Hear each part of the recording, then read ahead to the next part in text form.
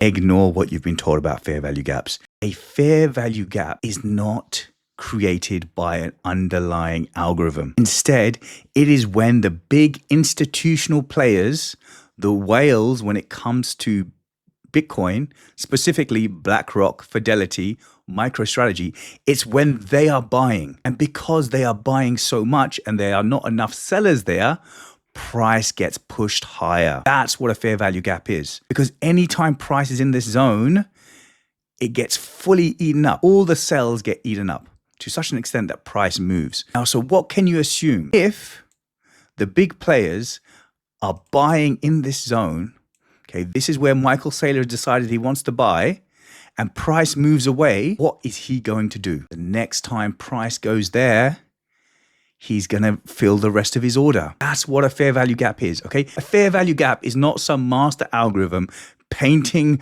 up and down a range because it's not painted before. Okay, that is complete nonsense. It is an institutional player who's got deep pockets, who wants to buy at a specific level, and whenever price dips into that level, they will continue to buy. Because what has happened is they wanted to buy a certain amount. By buying and using up all the cells that are available in the market, price is pushed away. That whale still has pending orders. They still want to buy more BTC at this price. So anytime price dips back in, they buy it back again. Dips back in, buy it back.